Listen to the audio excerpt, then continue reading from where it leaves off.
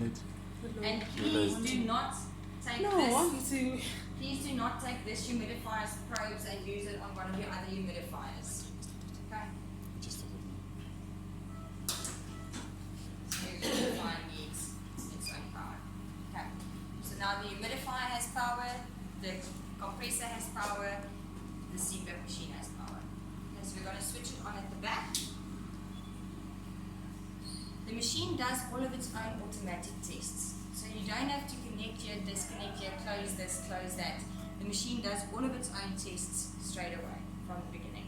Once the machine is in use, the machine automatically calibrates its own oxygen sensor every 24 hours. What you do need to do every single day is look on the side of the machine there. There's a water trap. This water trap needs to be emptied every single day. Check it during the course of the day as well, because it's not allowed to reach a water level higher than there.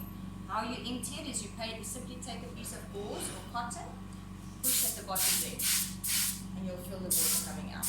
So you guys just want to feel there, see what I mean there?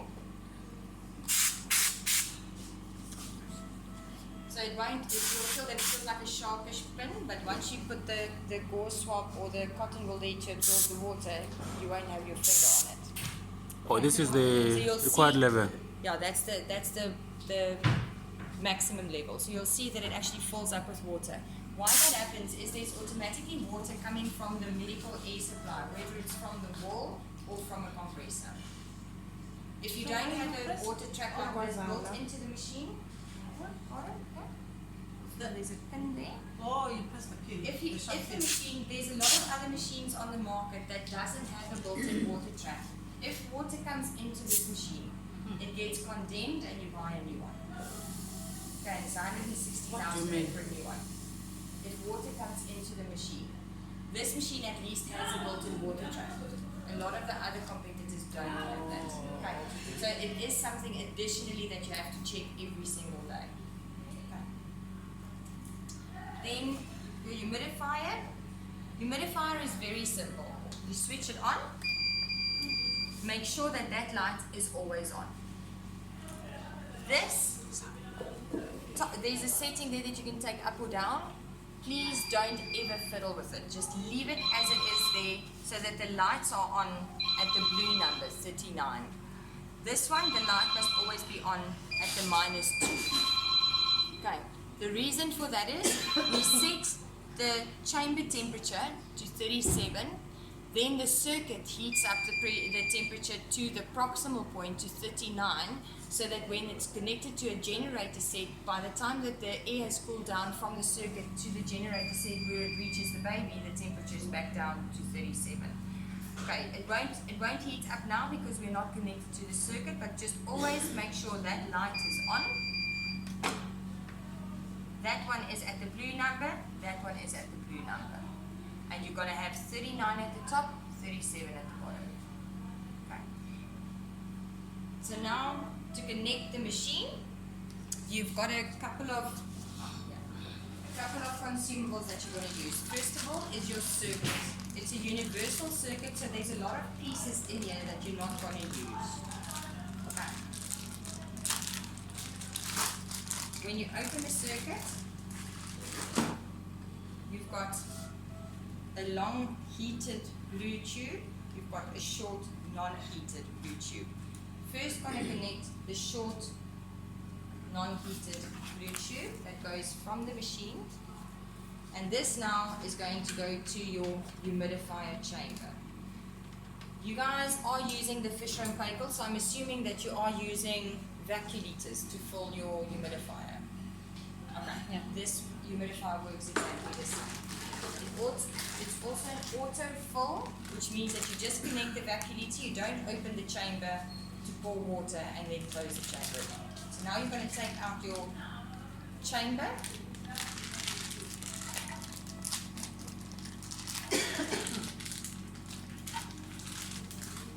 Now here is a slight difference from what you're used to. This still connects to the vacuoliter like you're used to. Then you'll see there's a red arrow. That red arrow is where you're going to start with your first blue hose, the short blue hose. Because this shows that this is the gas coming from the machine into the chamber. So this blue hose connected to the red arrow. If you connect it wrong way around, you're going to get alarms. Gonna get what? Alarms. Right, because the chamber circulates in a specific way. If it's the wrong way around, it's not going to heat up. Okay. To insert the chamber, you do exactly as on your fish on bagel. You push down and slide it in. Okay. Then we start connecting the other side of the humidifier chamber. So you take this blue plug, and we're going to continue working with the blue hose. So now you take the other side of the blue hose. That goes there. And this portion is going towards the baby. Now before we connect the baby, we connect the humidifier first. So you know on your other humidifiers, you've got the 3 pins that fits into the back of the circuit. Exactly the same. On the side there, you'll see that there's a V cut out. So on your temperature probe,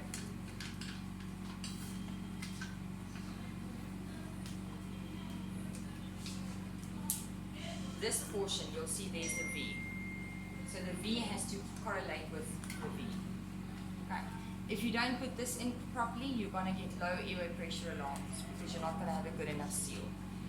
Then the end of the temperature probe goes to the end of the long blue tube.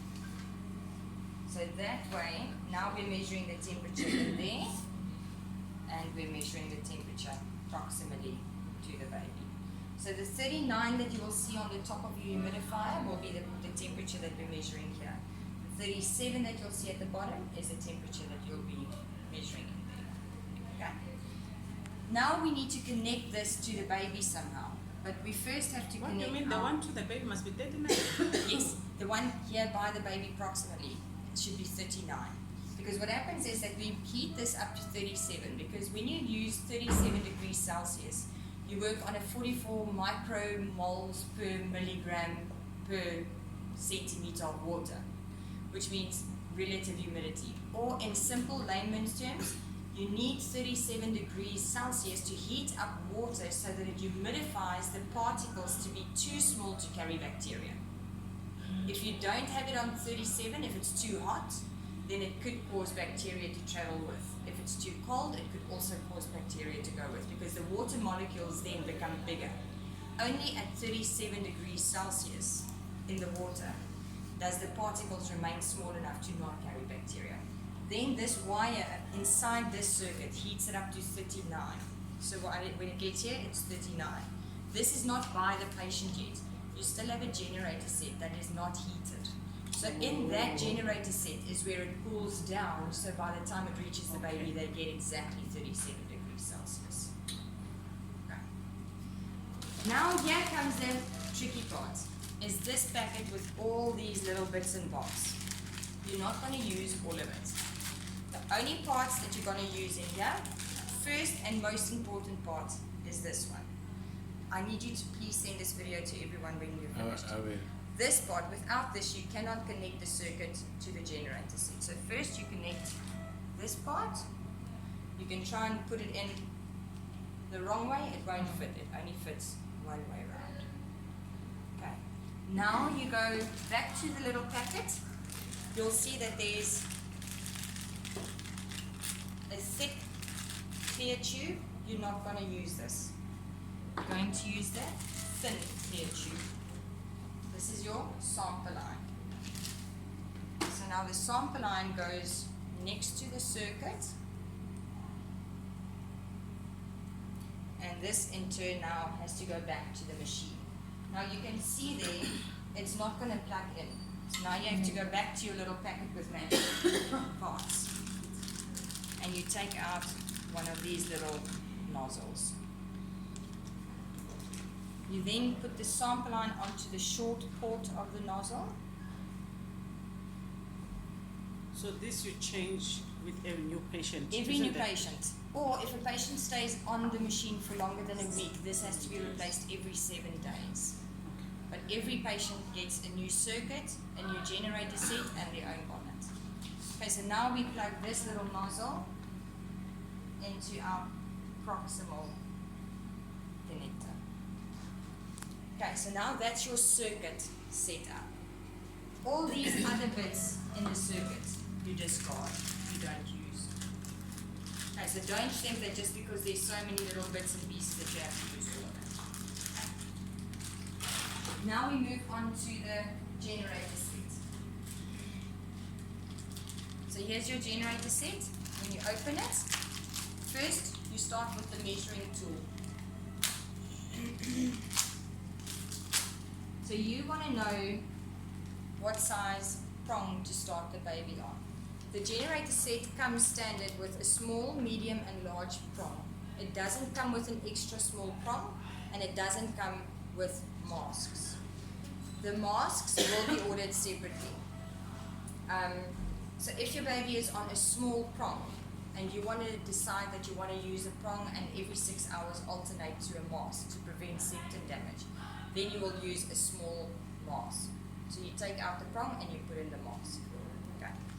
So for now, you literally put this over the baby's nose, decide on the size of the prongs to Like a use. big baby. So that's your nostril measurement tool. So let's say you are a large. Okay. Take out your generator set. You open up your prong. And you connect your prong into your generator. It goes in either way around. Okay. Now, like I said, if you want to move over to a mask, you take this out and you put the mask in. Okay. This part now can connect there. Okay. If you try to connect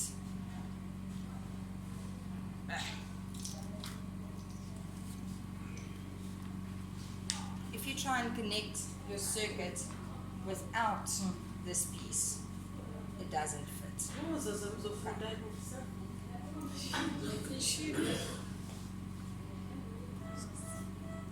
Is everyone happy with that so far?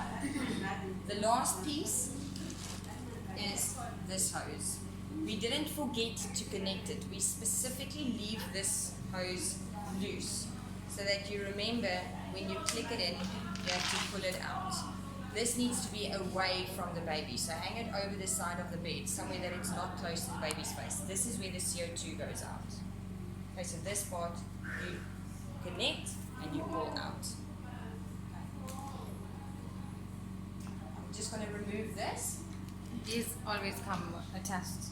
You They don't are have to always, attach them. yes, they are always attached. Now I'm going to show you how to connect these to your bonnet. Where's the baby? The best idea is to not connect your generator to your circuit before it's connected to your baby, because then you're going to struggle to put the bonnet on. So always start with your bonnet. Now the bonnet, when you get your packs of bonnets, you'll see that the packs come with measuring tools. It's paper strips, long paper strips, with a whole bunch of different colors, color blocks. You're basically going to take that strip around the circumference of the baby's head, and then the color that it stops, that's the color bonnet that you're going to use, or the size bonnet. There's 12 different sizes. So you have to make sure that you're using the correct size. Okay. For this baby, we've chosen that it's a size 3, so it's a blue bonnet. Now, you guys are going to keep this circuit with this setup so that you know how to connect this going forward, because this is tricky. Before you put this on the baby, open up your bonnet, then at the top you loosen that Velcro. The entire system, your entire generator set, goes through there. Then you take your 2 clear tubes and you split them. One goes on that side and one goes on that side. The reason why we do this is to split the pressure so that you don't cause pressure sores with everything just being on one central spot. Okay, so that's why we split these hoses. Okay. This then connects to the circuit. This goes off the side of the bed away from the baby.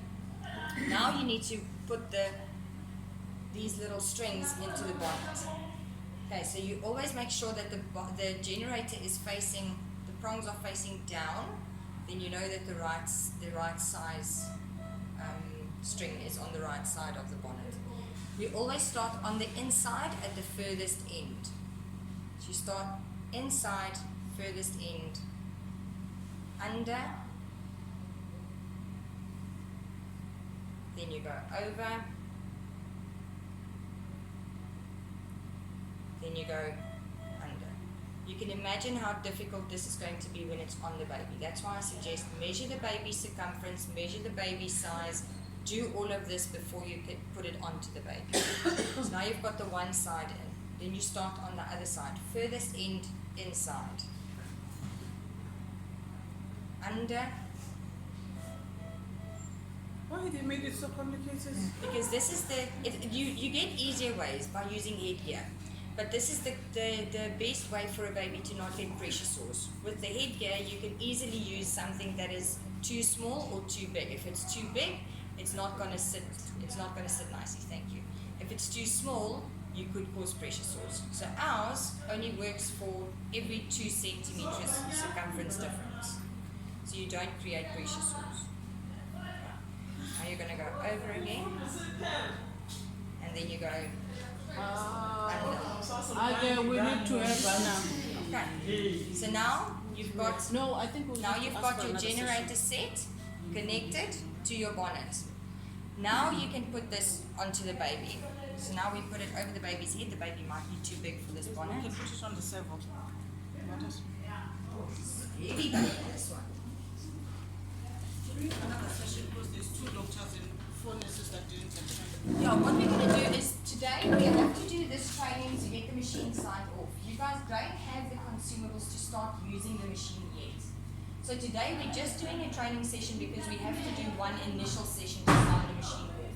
Then, once you get your consumables, I'm going to come back continuously. Myself and my colleague are going to come back and we'll make sure that you get follow-up training very often. Okay, so if you guys missed half of the session now, don't stress, we're going to keep coming back. Okay. So now you can connect the bonnet over the baby. I think this baby's head is going to be too big for this bonnet. Oh yeah, no, this is a big one. I've got a bigger bonnet in my bag. No, I don't actually. I think I use my biggest one. Okay, but the idea is now you're going to put the bonnet over the baby's head. You're going to secure the prongs. You're going to, once the bonnet is on and you've secured the prongs inside the nose, then you take these strings and you tighten them. That side and that side. So that the prongs sit nice and secure on the nose. Do not push it up on the nose and do this because you will cause septum damage, you will cause necrosis. The machine has enough leakage compensation for the prongs just to be in front of the nostrils. Okay. Once these are tightened, don't try and fasten them anywhere else. You can pull there and see. It's not, a baby's not going to move that. A baby's not going to pull that out. It's tight. Okay. All you do now is you tie this at the back of the head so that you know that it's properly positioned in the nostrils and you're fastening it at the back so then it won't move. Babies are busy, they do move. If you get low airway pressure alarms, just check your prongs and reposition them. Okay, everyone happy with this connection? Now, once you've connected it to the baby, now you can connect it to the circuit and we can connect it to the machine. Okay. Now we're going to start with the machine. So that's just the setup. I'm going to leave the circuit as is on the machine, and this is going to be your demo circuit so that you always have a reference to go back to on how to connect it. Okay. So now to start the machine, make sure that the plug is on at the back, your gases are connected, your power is connected, and you switch it on. Sorry, press and hold. The machine does all its own self-tests, so there's no connecting, disconnecting, close here, close there. You just switch it on, the machine does its own self-test. And like I said earlier, every 24 hours while the machine is in use, the machine calibrates its own oxygen sensor to make sure that your oxygen percentages remain correct. You'll see there we've passed all the tests. Now we can say continue. This is how you manually calibrate the oxygen sensor. However, because the machine does this automatically, you do not need to do this. The only time is if the machine tells you to calibrate the oxygen sensor, then you calibrate it this way. Then you disconnect the baby and calibrate it. I have never had that happen. Okay, so what you do here is you just say skip. Okay. The machine immediately defaults into standby mode. What you do now is you have to choose your mode, you have to put in your settings. So the mode and the settings depend on the doctor. The doctor has to tell the nurse what mode to start the baby on. That mode there is normal CPAP. That mode there in IPPV is the same as biphasic, BiPAP, DOPAP. There's a lot of different words for it, but basically what it is you're now going to non-invasively ventilate, although it's basically 2 CPAP levels that we're giving. The baby is able to still breathe spontaneously on the lower level pressure that you set and the higher level pressure that you set. Okay, so now you choose your mode. We're going to start on NIPPV. These 2 modes, SNIPPV and HFNC, we're not going to touch them for now. Okay, get comfortable with your normal CPAP mode and your NIPPV first, and then we'll move over, and as we go along with the training throughout the year, we'll move over to the other modes. Okay.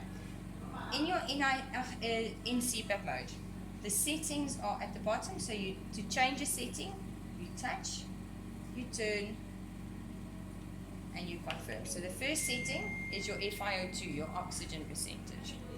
The next one is your CPAP level. That is your PEEP. So if a doctor says they want a PEEP of 4 or a PEEP of 5 or a CPAP of 4, CPAP of 5, this is where you'll change that setting. Touch, turn, confirm.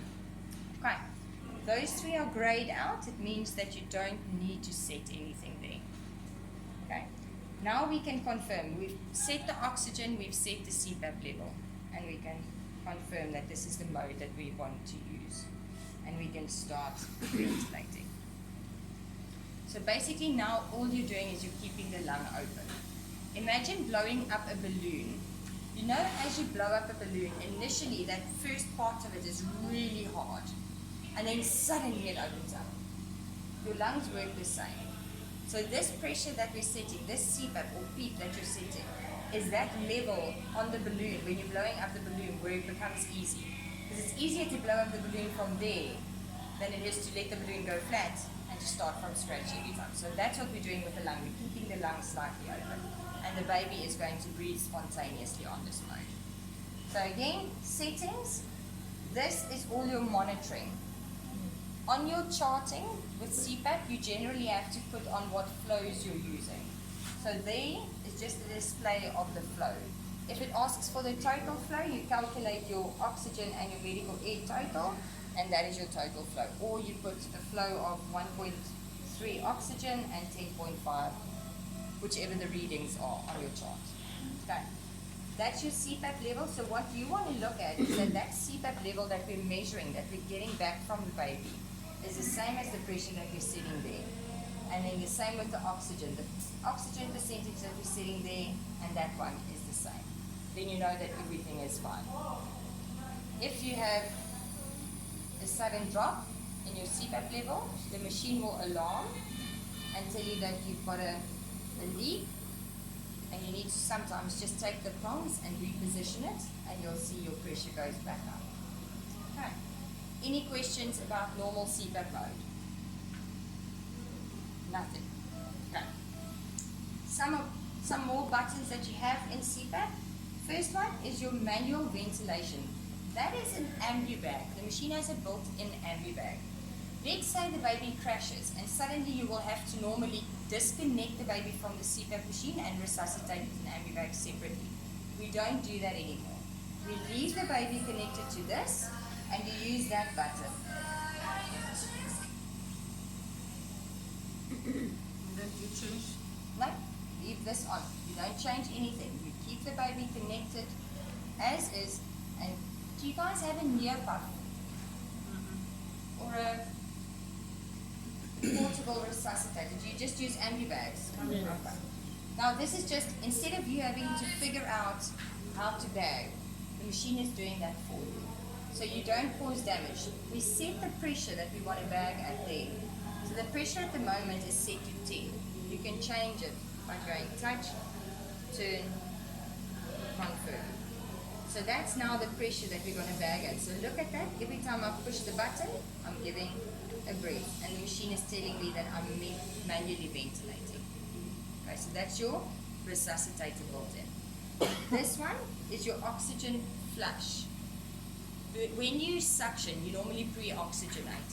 What oxygen percentage do you pre-oxygenate to? What do you set the oxygen to? 100%, 60%? You pre-oxygenate at 100. Okay. The machine defaults to 100%. I don't like pre-oxygenating to 100. I prefer 60%, but it's your prerogative. If you're using 100%, what you do now is you just press that button. What the machine does now, the machine takes your oxygen to 100 for 2 minutes. Then it brings it back down to the oxygen percentage that you've set there. So you don't manually go and turn up the oxygen and run the risk of forgetting it there. You simply press that button, you monitor there now, you see there that you've got an oxygen percentage there now, and the machine tells you that it's flushing the oxygen with 100%.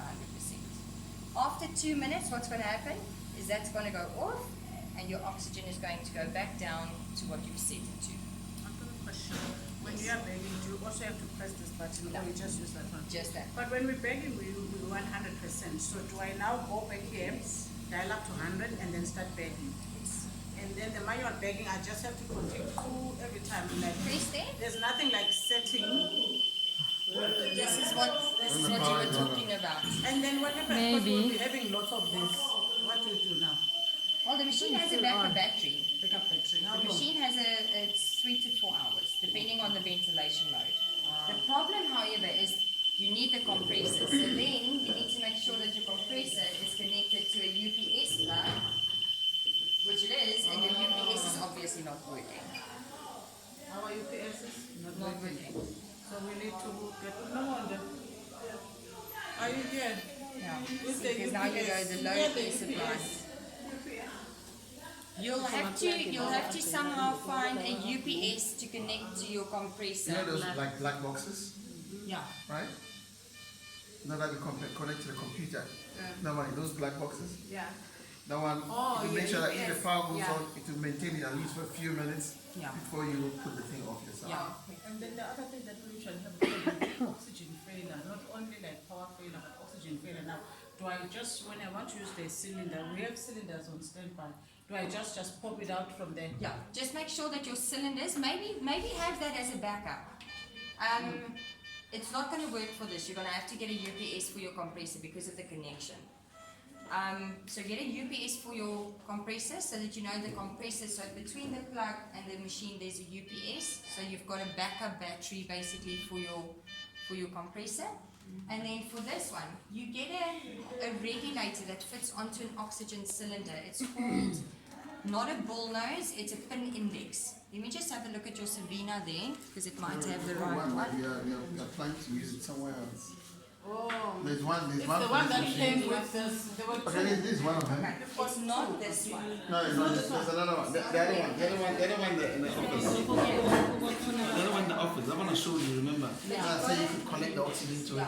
You basically have an oxygen cylinder. You have an Oh, we need oxygen. another one. This one that one came with the dragger.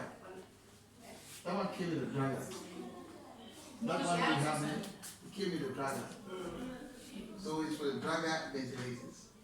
So I'm just saying that. But you if it's need a to have pin also- index, if it's a pin index, so you don't connect the oxygen No, up, no, you no, don't plug the just oxygen plug it here. in. You can use the same one for this machine. Okay, so as a backup for oxygen, you can have, So we're you planning to can use use a it in cylinder, OPD, and MOPD, for a right backup now. for your compressor, you'll need to get a UPS.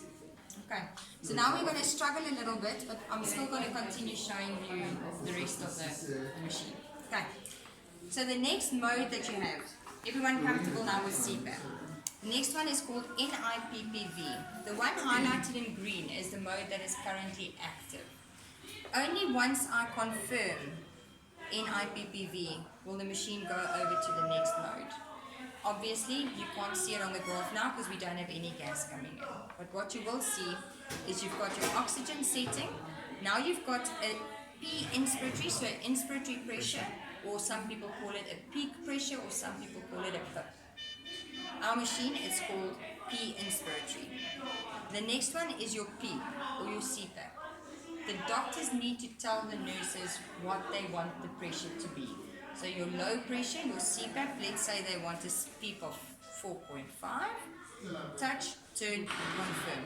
Let's say want a peak pressure or an inspiratory pressure or a PIP of 7.5, you touch, you turn, you confirm. Okay, so any changes that you make, if I want to take the pressure up, touch, turn, confirm. Touch, turn, confirm. Take note, the breath rate. The doctor needs to tell the nurse what breath rate to use. As you change the breath rate, the IE ratio changes. So if the doctor wants a breath rate, let's say, of 40, great. Have a look at my IE ratio there. So let's take the rate up to 40. Do you see how my IE ratio has changed? I now no longer have an IE ratio of 1 to 2. If the doctor still wants an IE ratio of 1 to 2, now you have to play with the inspiratory time. So look at the IE ratio now. As I change this, what happens? Now it's going down, so I have to go the other way. And you play with the inspiratory time setting until you get to an IE ratio of 1 to 2. Once you move your rate down again, let's say you're busy weaning, you're going back to 30, your IE ratio has changed again, so you change your inspiratory time. So now you know that this mode is now in green. So now on the curve, you're basically going to see a CPAP level, then a breath. Then a CPAP level, then a breath. Then a CPAP level, then a breath. On top of the CPAP and the top breath, the baby will still be able to breathe spontaneously. So it's not a force, it's not pressure controlled ventilation. It's basically pressure support ventilation. So that's that mode. And like I said, we're not going to touch those two modes at the moment. When you're finished and you want to put the machine in standby, press there. The machine asks you, do you want to switch to standby? Yes or no. So I say yes, I want to change to standby. If you want to get the machine ready from a standby mode for a new patient, you now choose new patient, confirm, and the machine will always default back to NCPAP. Okay. So that's just the basics of the machine. Like I said, you're going to basically keep the machine out because you don't have your consumable order yet. Once you get your consumables, I will come back again and we're going to keep doing this. Okay. And my business card is on top of the machine. The old one that we have for this, where yes, What did you have? They had an old CPAP, but I mean, The Cindy. these Cindy. Yeah, the Cindy, unfortunately, the Cindy's consumables won't work with this machine. Right. If I can please just ask everyone